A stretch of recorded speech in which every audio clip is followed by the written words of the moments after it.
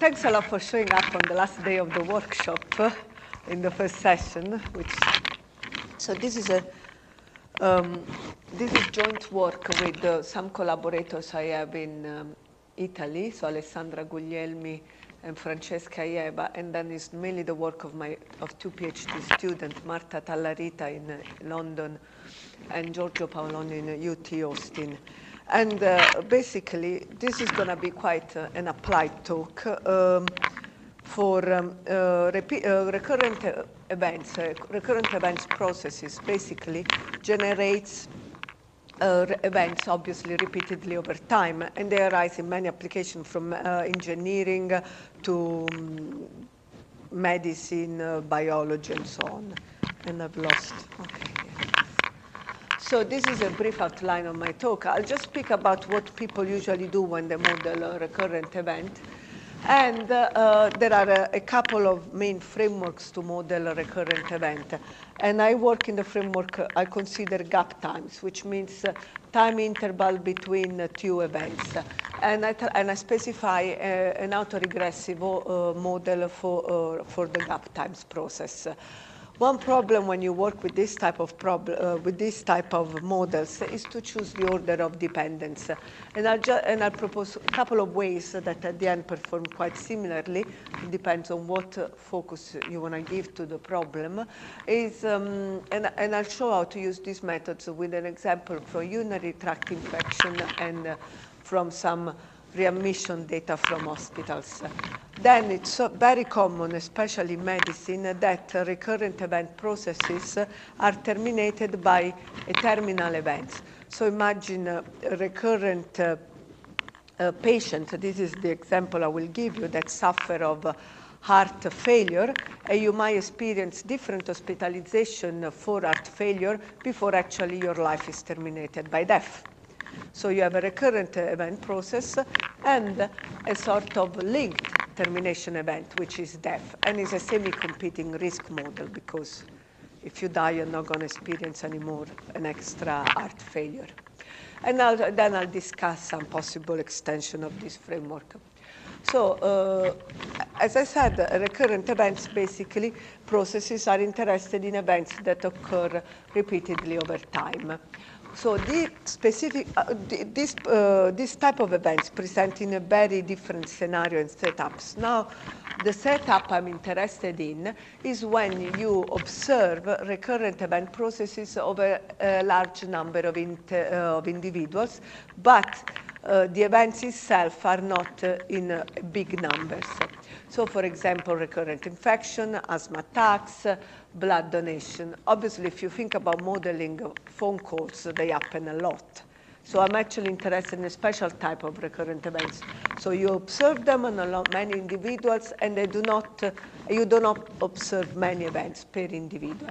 So you have an initial event, and then you have the first recurrence, second recurrence, and you observe up to some n-1 recurrent. And then you stop observing the process. So the last gap time, in theory, is censored.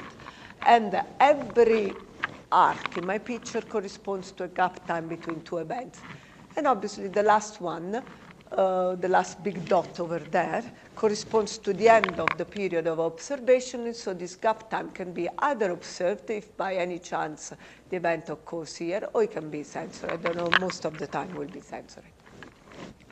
So this is a simple example. Here you have urinary tract infection, and the best clinical marker for urinary tract infection is pyuria, which basically is white blood cell in your urine. So here you have two patients, and you can see them evolving over time. This is the white blood cell counts. And when basically there is no infection, the white blood cell count is 0. If it's greater than 0, there is an ongoing infection. And so in this case, green circle here denote an infection, and the red one means you are okay. And you can see this patient over here, the last gap time is censored, while here the last event, at the end of the period of observation, we observe no infection.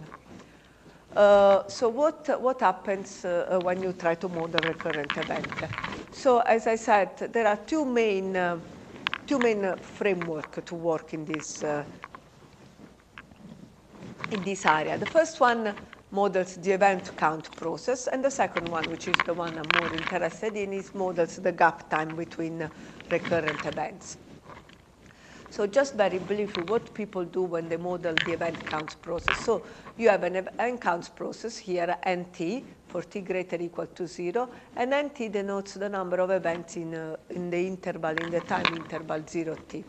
Now, this process will usually be characterized by an intensity function, which is basically give us the instantaneous probability of an event occurring at time t conditionally on the process history up to time t. Okay? So when whoever works in this framework comes up with some clever modeling of the intensity function of the process.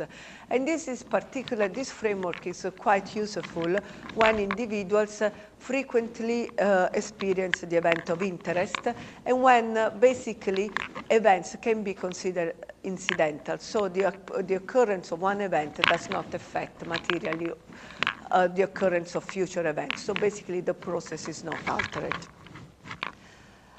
The other idea, the other framework, although a bit less common, if you like, is to consider the gap time, W, between two successive events. So we define Wj as the recurrent event, the gap time between the event j and event j minus 1. When would you prefer this type of framework? When, first of all, events are relatively infrequent, and when there is some type of renewal after event. So imagine you have an infection, you recover, then you might get another infection. Okay?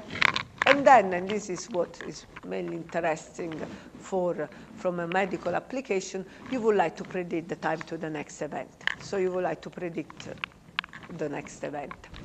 So the way we look at it, we actually look at the gap time W1 for each individual. We look at the series of gap time W1, W2, W3, as actually we interpret as a time series at equally spaced time points. So you have observation. Time 1 corresponds to event 1, gap time 1, gap time 2, and gap time 3. So we look at it as a time series over a discrete time space. So, and typical example can be recurrent of infection, recurrent hospitalization, and so on. So this is the way we're going to think about this gap time process. And so, if we take a single individual, a single subject, we can express the joint distribution of the, we're going to impose some Markov structure on the joint distribution of the gap time for each individual, and so we're going to model the joint distribution as the product of conditional. So we have the first event at time 1, and then we model the second gap time given gap time 1, and then the third gap time given gap time 1 and 2, and so on. So this is what we're going to do. And so all we need to do is to specify a model for the conditional distribution. And now here the literature is rich, and you can do whatever you like fundamentally. You can think about modeling the log gap time, you use an accelerated failure time model, and so assume that the log gap time is distributed according to some Gaussian distribution with a mean that potentially can depend on the covariates, on the previous gap time, on individual random effect. You can actually choose a proportional hazard model for these gap times, and once again, you can include in the mean of the process covariates, previous gap time, random effect. So you can be here quite flexible in the choice of your conditional distribution. So let's give a bit more of detail. So we assume that we start all the event processes at some time 0, which correspond to the time, for example, of the first infection, of the first hospitalization, of the first epilepsy attack, whatever is your process. And then you have a time of observation for each individual, which is 0 tau I. And you're going to look how many events happen in that interval. And note that the time of observation, the time window of observation, does not need to be the same for each individual. So within each time of observation, you assume that you're going to observe ni minus 1 event. And so you can observe all these gap time between these gap times between the different recurrents, with the last gap time here, which usually will be censored. And once again, the number of events per individual can be different, and this is very typical in application. So this is our model. So if you want to write down the likelihood function for the M individual, you just need to write down for each individual the joint distribution of the gap time. And you can do this by basically writing down the conditional. So the last event here, we said so this is the product of all the individual in the sample of the joint distribution of the gap time for that individual. With the last, this term here appears because usually the last gap time will be censored. And this is the conditional distribution of the, first of all, the distribution of the first gap time, and then the conditional distribution of the second gap time given the first one.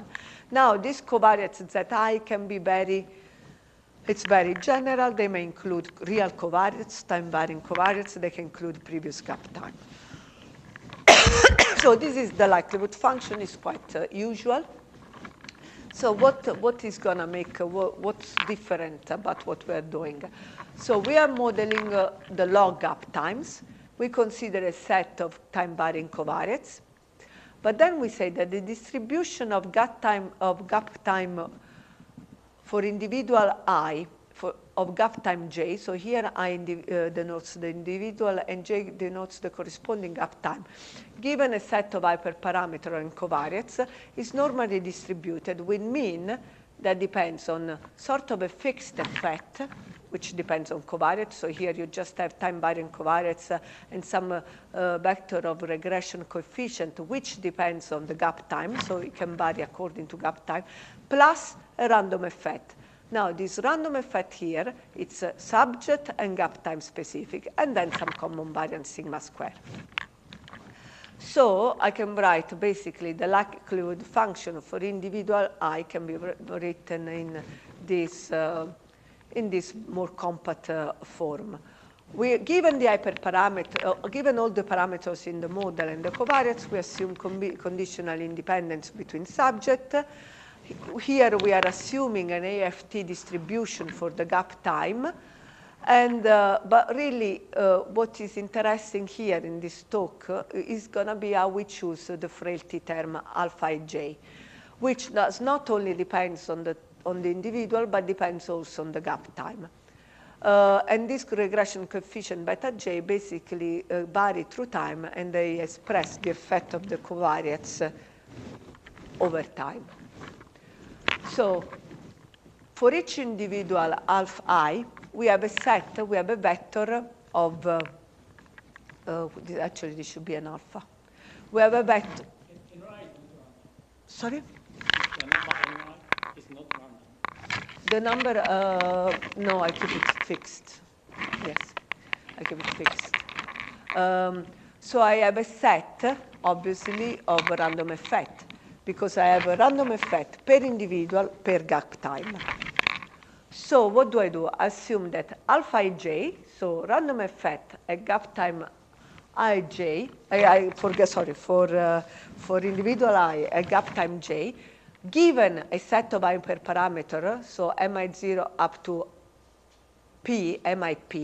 Now this p for the moment is fixed, and given tau is they are independently distributed with mean mi0 plus this term here, which is my autoregressive term, which depend on p previous gap time. So note that these are the observed gap time, log gap time, to be honest. and some variance tau square. So this is my autoregressive model. That's where my autoregressive model comes in. It comes in on the random effect. And for the moment, the degree of the autoregressive model is fixed. Then the vector of coefficient of my autoregressive model, so the autoregressive coefficient, given some distribution G, are IAD from a G distribution, because you need, even this upper parameter will depend on the subject I. I'm sorry, I'm sick. I've been sick for a week. And now all this talk is about is the particular choice of my G. So for G, I will adopt a nonparametric prior. So the distribution of the gap times here depends only on the past. Since it's an IRP model, depends only on the past, on the P previous gap times. It doesn't matter here, given that this hyperparameter don't change dimension, it doesn't matter here how many gap times you observe per individual. Because what is important here in my construction is that actually this vector of hyperparameter has a fixed dimension, P. So why am I going to use a Bayesian nonparametric prior? It's mainly because it allows for extra flexibility, which is often needed in application. And because I could have simply made my life easy and taken, so this is, if you look at it, the most common prior for random effect distribution is a multivariate normal. But a parametric choice often imposes a realistic assumption on your data. So we prefer a much richer parameterization. And even if in reality we say it's based on non-parametric, in reality we are working on, we're working on an infinite dimensional space, and I'll show you what happens. And so basically what you do in Bayesian nonparametric, you place a prior distribution on a broad family of probability distribution. And basically you can use, there are a lot of proposals in Bayesian nonparametric, the most common of which is a Dirichlet process mixture, but then you could have used mixture of polyatries. And the reason why we're going to use a Dirichlet process mixture is because they're very easy to work with, nice theoretical property, computationally easy, it's easy to interpret the result. They accommodate for heterogeneity in population, outliers, over dispersion, and mainly, which is quite interesting in application, is they allow for data-driven clustering. So that's why we use Bayesian nonparametric prior as a random effect distribution in this context. And as I said, what you're basically working with is an infinite dimensional parameter space, because I can take my random effect distribution, and what the focus of this talk here is on random distribution, which can be represented as a countable mixture of point masses with location theta h and the weights wh. And there are many constructions that allow this, but as I said, I'm going to just consider the Dirichlet process, which is simply a probability model on distribution. And these are just some realization, which is characterized by two parameters, a mean. In this case, this is the mean of the process, and some concentration parameter alpha, which tells you how far are these realization from the mean. So if this is the mean, these are different realization of the Dirichlet process. And as I said, it's a discrete distribution. Here for alpha equal 1, if I increase the precision of my Dirichlet process, you can see the realization of the process are closer and closer to the base mean G0, which is usually a continuous distribution.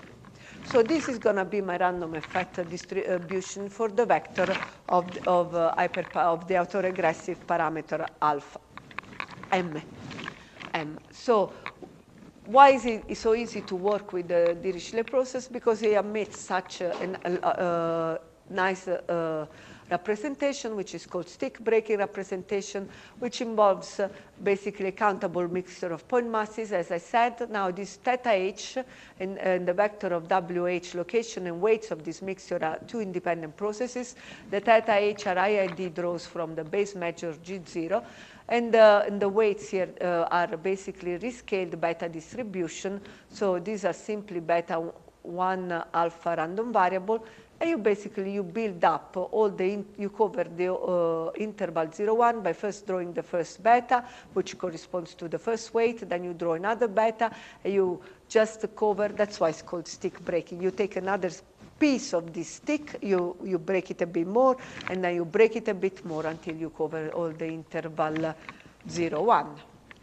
So what we're going to do, since this is a discrete process, what happens in application, you take a continuous kernel and you convolve it, which is basically what we're doing here, with this discrete distribution. So basically what I'm doing here in my application, I have my alpha here, which has a normal distribution with parameter mi. These mi are simply, they come from a Dirichlet process. So in reality, my distribution for alpha ij is a countable mixture of this normal kernel, where the mi comes from a Dirichlet process, and the weights of this mixture comes from a Dirichlet process. So that's why it's the random effect distribution is basically a mixture of Gaussian instead of being just one Gaussian. And so that's very typical in application, to take a continuous kernel and just convolve it with some discrete distribution, where G is actually a Dirichlet process. And then obviously, since we're working with mixture, you can think, like I've done in my before presenting the model, you can think that my distribution of yi depends on some parameter theta I, and theta I is drawn from a distribution G, and G is itself a Dirichlet process. So basically, the model for Y becomes a countable mixture, where in this case the mean and the weights are given by the Dirichlet process. And this is exactly what I'm doing for my vector of random distribution. Since G is discrete, there is a positive probability that two individual will be characterized by the same parameter theta, and if two individuals share the same parameter, then they're clustered together. And you can think basically this is an infinite mixture, but from an intuitive point of view is exactly the same as a countable mixture. I'm not fixing a priori the number of clusters I see in my data. That is something that the Dirichlet process automatically allows me to learn. So, and this is basically one of the advantages of using a nonparametric mixture model instead of just a finite mixture, where you need to actually, at the end of the day, come back with the choice of the number of components in your mixture. So, and the clustering of the observation, in this case, depends obviously on the distribution of Y. So going back to the recurrent events model and putting everything together, so the model, just to summarize it, I'm modeling the log gap time for each individual between different recurrences of a particular event. And then for the log gap time, given a set of hyperparameters, I assume an AFT model. So I'm assuming a normal distribution that depends on time-varying covariance plus a random effect, a frailty terms, which is individual, a gap time specific. This random effect is where I allow extra flexibility. I assume that this random effect, given this set of hyperparameters, comes from a normal distribution, which whose mean is basically depends on previous gap time, P previous gap time. The set of hyperparameters here come from G. So NG is a Dirichlet process. So I'm assuming a Dirichlet process mixture model for the alpha I. Some individual will emit the same vector of M of autoregressive parameters, so will cluster together. The model, as any good Bayesian model, can be completed by the choice of appropriate hyperparameter. Here in the base measure, we need to do something a bit smarter to ensure stationarity. So for the autoregressive parameter, basically we force this hyperparameter to be between -1 and 1 because this allows for much better computation. And so basically, we use as base measure of the digital process a translated beta distribution on the interval -1, 1. So as I said before, one problem when you use with autoregressive model is to choose the order of the order of dependence. We propose two approaches. One is to use a spike and slab Fryer as a base measure. And so basically we allow, we use as a prior for this coefficient here, something that has a positive probability, is a mixture between a point mass at 0 plus something continuous. So obviously in this case we allow for MIL to have a positive probability to be exactly 0. If that is 0, it means that order of dependence is not important. And this is something that exists in the literature and is called spiked Dirichlet process. The other way to do it is very simple. I can put directly a prior on the order of the model. I can specify a prior on P. And then in this case, the dimension of the vector of hyperparameters M will change according to P. And as consequently, also the dimension of my Dirichlet process will change according to P. So we have tried the two approaches, and more or less they always give the same result. I'll just give you the example with UTI. We have urinary tract infection. You have 306 patients. There is 28% of censoring in the data set, and we observe 975 gap type in total. We include a vector of time, five-dimensional vector of time-varying covariates, age, symptoms, and 4 symptoms related to urinary tract infection. And this is the posterior inference on P.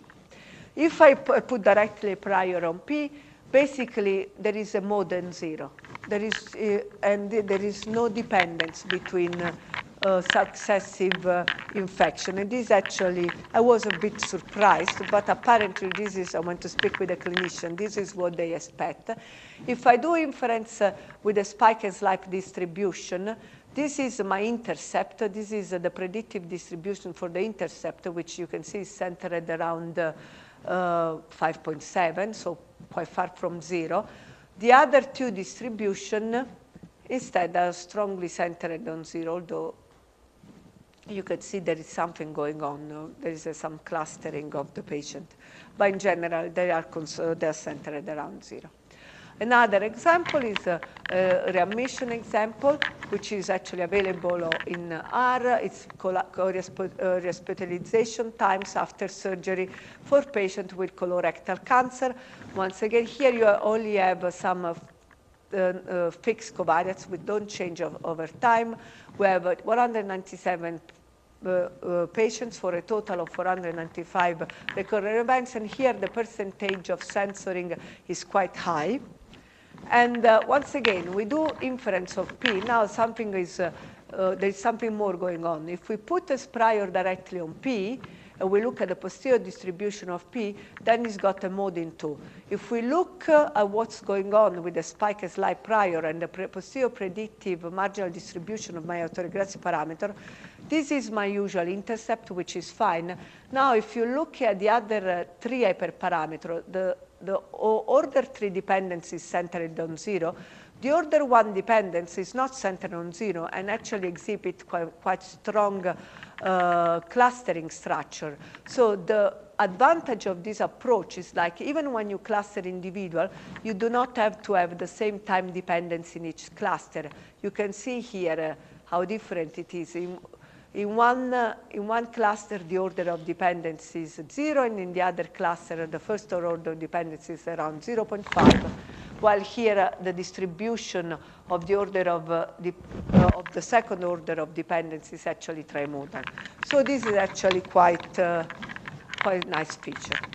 So as I said, now I present an extension when we have actually termination. So what I said up to now is when I'm interested only in the recurrence event, but now actually I have a recurrent event, but this recurrent event is terminated by another event.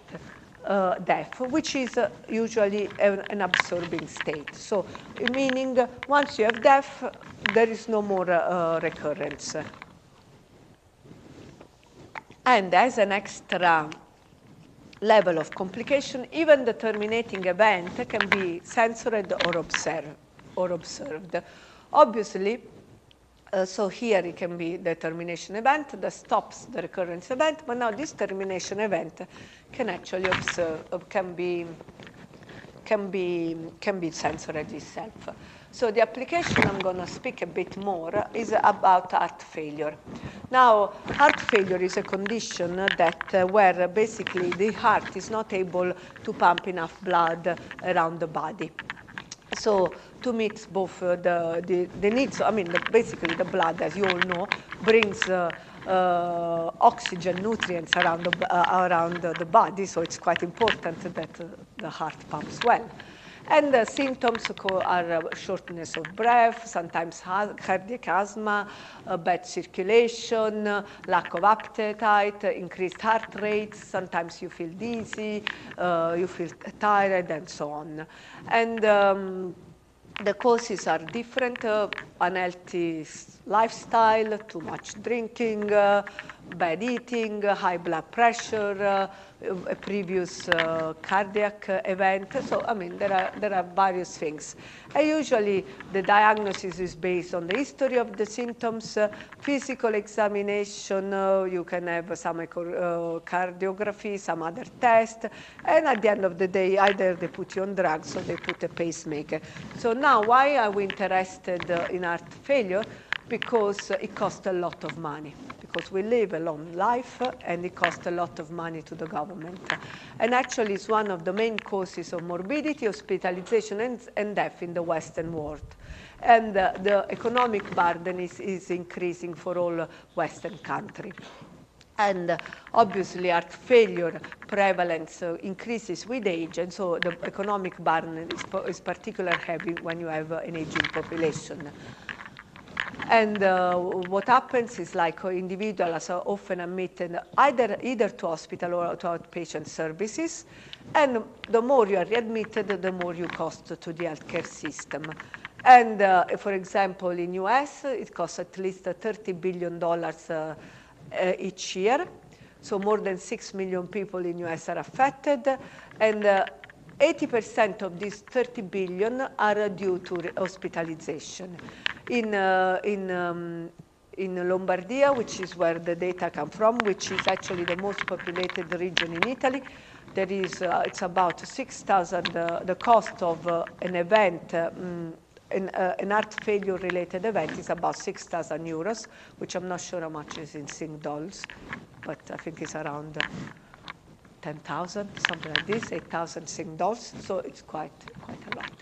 And so since in Italy we don't have money, we need to cover the cost, the Italian Ministry of Health has funded this research project to try to better the healthcare system in Italy.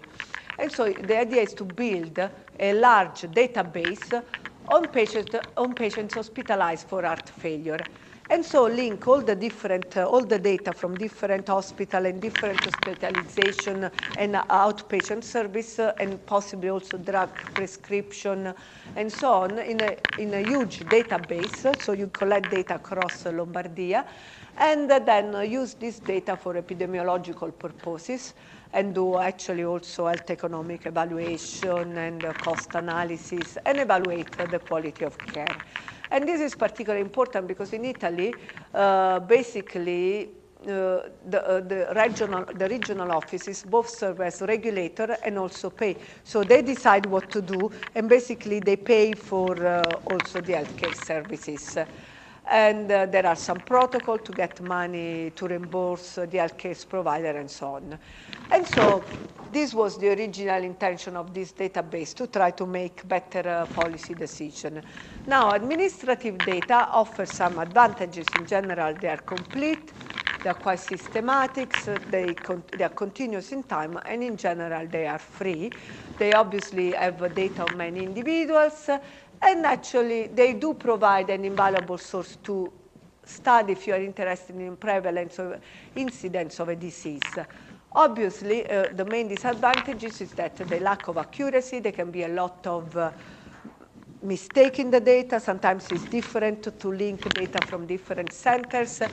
There are differences in coding from different, especially when you end up with the medical variable, and there is a lack of detailed clinical information. So these particular limitations become quite important when you try to study a disease, especially diseases that go from a chronic to acute phase. So heart failure basically can lead you to death, which is the acute phase, but you always experience sort of a lot of heart failure. And obviously you want a flexible, robust model, and we're going to use Bayesian nonparametric again. So just to put everything in perspective, we have hospitalization data for heart failure, which is our recurrent event process, and the termination is the death of the subject. So basically, we have looked at heart failure hospitalization in Lombardia in a time interval that goes from the 1st of January 2006 to the 31st of December 2012. In hospital deaths also were collected either from hospital, from the hospital obviously because they were in hospital, while out-hospital deaths are called by the regional office that deals with these things. This is a huge data set. There are more than 200,000 individuals. We consider only 810 patients because we want at least one occurrence after the first one. And in this subset of patients, 44% is right-censored on the survival time. So the event time has a 44% censoring rate. And so the aim is very easy here. We want a joint model for both survival and recurrence events. We don't want to model them independently because this would lead to a loss of information because it's obvious that the two processes are related. We want to cluster subjects according to their recurrence event history and the termination event. And we want to understand also the relationship between occurrence and survival and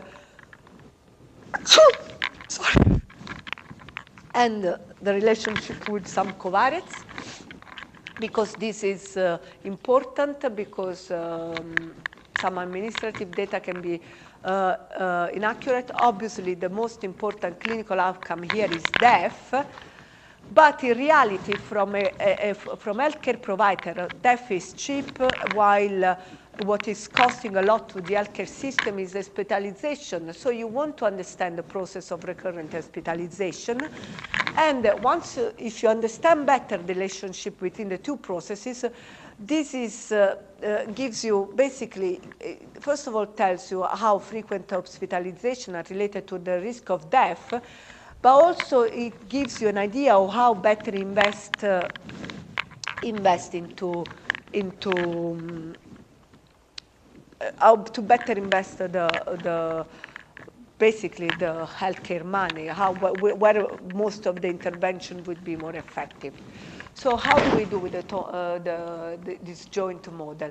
So we have our usual gap times, Wij, which we model on the log scale, but now we have T over here, that is our event time, which once again can be censored. And then we have, so this is the vector of random variable. Now we are interested. We're interested in the joint distribution for each individual of gap time and terminal event. Then we have some time varying covariates for the gap time, and we have some fixed predictors for the survival event. And obviously what we have here is a complete risk model, so we need to be able to model the dependent censoring of the gap time by termination, because obviously when you die, you basically terminate the recurrent event process. So the basic idea here is that we're going to specify a common frailty term, which is shared by the two processes. And this idea is once again, is already been present in the literature, but we are going to assume a non-parametric prior. So this is the model for the gap time here, which is on the log scale. This gap time are a normal distribution where with some time with a fixed effect, which depends on time varying covariates, plus a frailty term alpha I, which is individual specific, but doesn't vary over time differently from before. Once again, we model also the terminal event on a log scale with a normal distribution. And once again, it depends on some fixed covariates, Zi, plus the frailty term, which here in red is shared with the recurrent event process, and this parameter psi. This parameter psi basically determines the strength of the relationship between the gap time process and the terminal process. The random specific, the subject specific here, random effect alpha I, so takes in account basically both the dependent censoring of the gap time by determination, but also accounts for the correlation between gap time corresponding to the same individual. And so, thanks to this alpha I, to which we have given a non-parametric prior, we'll be able to do clustering on individual based on both on the trajectory of the recurrent event and the survival. Once again, we complete the model by specifying prior on the parameters. So the only thing that is really worth of noticing here is that as a prior here on the beta j, on the time varying, on the coefficient of the time varying covariates, which itself vary through time here, we assume a normal distribution, but with a common prior. And then, and this will allow, and then we specify an upper prior of the mean, because this allows us, because obviously there are less information on late gap time. So we want to borrow information across time on the effect of the covariates. And this is the result of our application. This is the distribution of gap times. So how many gap times we observe. So here we observe one gap time is obviously the mode. And you can see there are we only observe 10 gap times on very few individuals. And there is 44% censoring on survival. Which are the covariates we have? We have gender of patients. Then the age of the patient at each hospitalization, a clinical classification, which we simply call group, which is standard. We consider it as a binary covariate. If you are just admitted for standard heart failure, it's 0, but if you have some extra complication, it's 1. And then we have some time covariates, which once again measure something that costs to the medical system, so which is rehabilitation, if you have spent some of the hospitalization in a rehab unit, intensive care unit, if when you have been hospitalized you had some extra comorbidities, so other problems, if you had some surgical procedure during your hospitalization. And basically, these are time-varying covariates, which will be included as some time covariates in the recurrent event process. But in the survival time process, we include just summary statistics of these covariates. And this is inference on the posterior inference on the regression coefficient. And you can see here, this is for the recurrent event process. Here, these are the 3 fixed time covariates, and gender, pathology, and age. And instead, these are the effect on survival time of the different covariates. So gender, pathology, age, rehab, intensive care, number of comorbidities, and number of surgical procedure. You can see here there is not a strong effect. And basically, there is no effect on gender, on gap times, but there is a weak effect on survival. So it's worse for men, sorry, I think I made a mistake. It's usually worse for men. The group variable seems to be, the group variable, which is the clinical variable, is relevant for gap times and has obviously a negative influence on survival, and the age variable is predictor of both gap time or survival. So the older you are, the shorter is the time between gap times and shorter is your survival. Once again, this is the effect of time-varying covariates over the gap time distribution. And you can see there is, this is for each gap time. These are the regression coefficients for each gap time. For each panel here represents one time varying covariates, and different confidence interval correspond to different credible intervals, sorry, to different gap times. So you can see as you go on, there is much more uncertainty because we have less data. And once again, the effect doesn't seem very strong.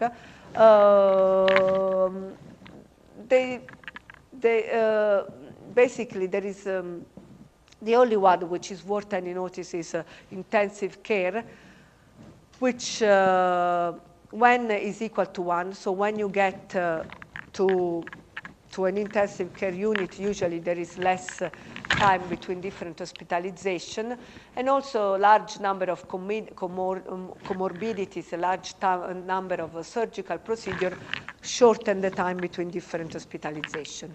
So what is the most interesting parameter here is to make inference on psi that basically links the two processes. And you can say here, psi here is centered away from 0. Very much on the positive axis, which means simply that as the time between hospitalization widens, then the probability of survival increases as well. So if you hospitalize frequently, you're going to die sooner, and if you hospitalize less frequently, you're going to die you're going to die later, which is also sort of confirmed by the clinical literature. And is also consistent with the fact that frequent hospitalization are common with heart failure and frequent hospitalization are usually linked with bad prognosis. As I said before, the very nice thing about using a Dirichlet process is like you can cluster your patient. Now, how to summarize clustering output, that's an open question. So now there is a fantastic package in R, of which I forgot to boot, something like this, which provides different functions to clusterize clustering, to present clustering output. Here as posterior estimate of the cluster, I choose that cluster configuration of my patients, then minimizing the posterior value, the expected value of the binder loss function, which basically chooses that clustering which minimizes the distance with the co-clustering probability of every two individuals in the sample. And here, remember that my clustering is based both on the trajectory of the gap time and the survival. And so what I get here is a 6 nice cluster a posteriori. This is my estimate. Each cluster is here I summarize by, this is the frailty parameter alpha, characterizing each cluster. And this is Kaplan-Meier estimate obtained using only individual in that particular cluster. And here the color scheme obviously correspond to the right thing. So you can see in general, just to summarize, this is the frailty term. And the lower frailty term correspond to worse survival. Now, this basically parameter here capture the length between hospitalizations. So shorter hospitalization corresponds to worse survival curve, until longer hospitalization here you can see correspond to a quite good survival curve. And this is the end of my talk. We have 6 clusters. We have tried to characterize them in some way. The problem is like we don't have a lot of clinical information, but the large cluster of individual is basically characterized by large survival time. Cluster 2 includes mostly sensory observation and large survival time. Cluster 3 has short recurrence between hospitalization. Cluster 5 includes 5 just young patients, relatively young patients. Obviously, we are considering a quite old population. What is the most interesting finding from a clinical point of view is that if you look at standard pathology, so the reason why you have been your heart failure, if you have been admitted for standard heart failure or for complications as well, is usually similar. So the rate of standard admission, say, is quite similar across cluster, except in cluster 5, where there is something more going on. So how do we extend this model? It's obvious one possible extension of the recurrent process model with termination is to impose also here a time dependence. I'm done. I'm finished. A time dependence on the gap times. So this is the quickest things. Is actually to do something a bit more complicated with the non-parametric model as well. We could actually bridge in the literature of random partition model with covariates is quite easy to extend. And the most interesting thing would be actually to include also longitudinal markers, so to include also try to model the time-varying covariates. And I think the most interesting application of my talk here is this heart failure application, which shows how you actually can use also administrative data to a way to use administrative data, which are information rich in one sense, the lack of detail, but they still can be used to find pattern and clustering in individuals. And I would say thanks a lot for listening. This type of modeling it can be easily extended to include much more complex structure, but also different distribution and different and more complex time-dependent structure and non-parametric priors, just you have to make a bit more computations. And I just want to thank the Royal Society that supported this work. And I'm done. And thanks a lot for listening and coming.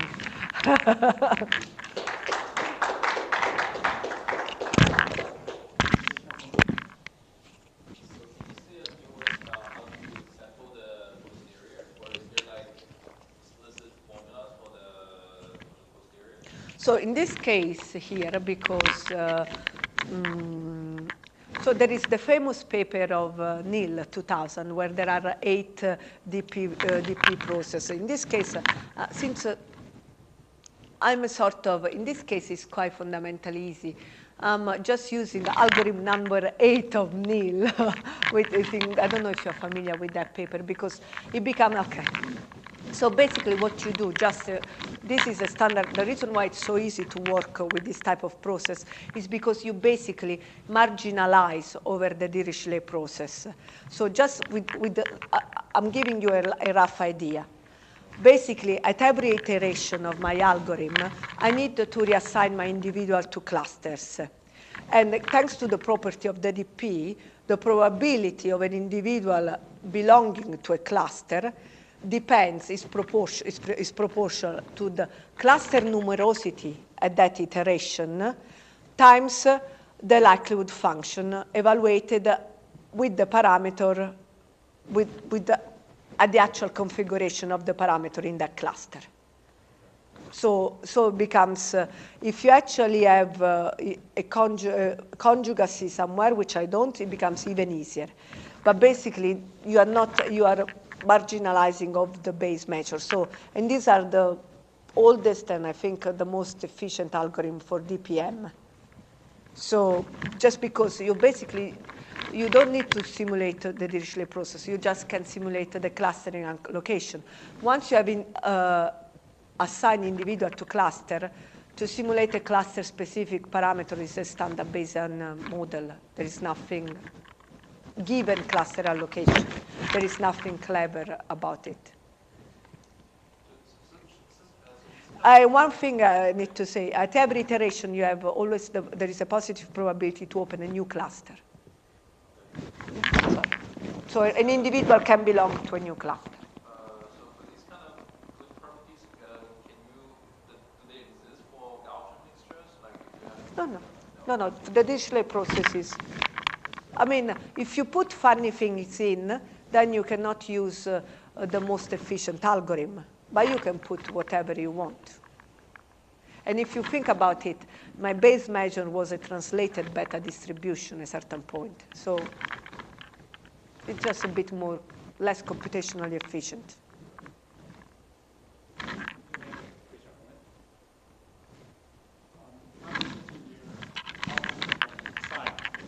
Yes. How to understand your result? The effect is large or small? The value is around 1.4, I think. Is it large? Is it large? It's a good question because it's basically linking the length of. But you can think about it because it's an accelerated time model, so it's squishing. It's sort of a multiplicative effect, right? Because it's on a log scale. Is a squish in the time. So one thing I could have done, which I have in the paper, and I haven't showed it here, is like you can actually measure it if you look at the predicted survival probability for different length between hospitalization. So if you look at the predictive distribution for the survival, you actually get it. You have, which is in the paper. We have looked at the median survival to summarize the effect of psi. So yes, you can do some trick. Just to interpret it psi as it is, we did find it a bit difficult, and I don't have it with me, but you can actually look at the median survival. People who do survival are more interested in median survival and look at the predictive distribution. So, and then you can quantify the effect of different lengths of. The question is related, but if you obtain the new data, is it easy to calculate the posterior predictive survival time? Yeah. Easy, because basically, well, if you think about it, a new individual will have a probability. So you marginalize over the cluster allocation. So with a certain probability will be this cluster, this cluster, this cluster. So at the end of the day, also the predictive is a mixture of, yeah.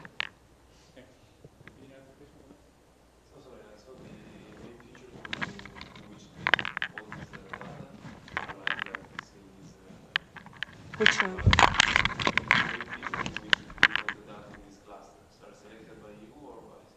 By the automatic, yeah, I don't. So the Dirichlet process, it's got some defects. I'm not saying it's the best clustering technique in the world, but automatically selects the number of clusters in the data and it does the allocation. It's very, so if you have to be fair, it's sensitive to the particular choice of base distribution that you put. Definitely. And it's got this feature that produces some big cluster and then it's got some really little cluster, which is not ideal, but it can be corrected in a way.